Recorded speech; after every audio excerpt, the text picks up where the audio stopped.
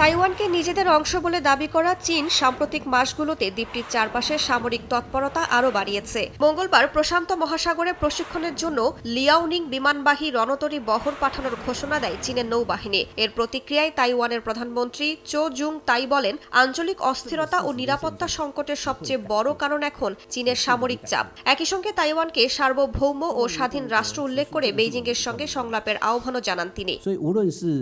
চীনের চাপ শুধু সামরিক ক্ষেত্রেই নয়, কূটনৈতিক অঙ্গনেও স্পষ্ট।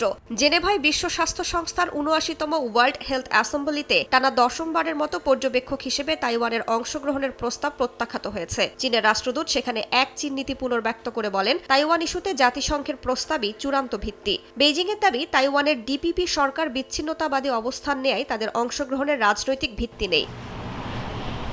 এই উত্তেজনার মধ্যেই তাইওয়ানের অভ্যন্তরীণ রাজনীতিও আরও বিভক্ত হয়ে পড়েছে। বিরোধী কৌ মিন তাং ও তাইওয়ান পিপলস পার্টির প্রেসিডেন্ট লাই চিং-তের বিরুদ্ধে অভিশংসনের চেষ্টা চালালেও প্রয়োজনীয় ২/৩ ভোট না পাওয়ায় তা ব্যর্থ হয়। বিরোধীদের অভিযোগ, লাই প্রশাসন চীনের সঙ্গে উত্তেজনা বাড়িয়ে দ্বীপটিকে সংঘাতের দিকে ঠেলে দিচ্ছে। অন্যদিকে ক্ষমতাসীন ডিপিপি বলছে, বিরোধীরা বেইজিংয়ের অবস্থানের সঙ্গে তাল মিলিয়ে তাইওয়ানের প্রতিরক্ষা দুর্বল করার চেষ্টা করছে।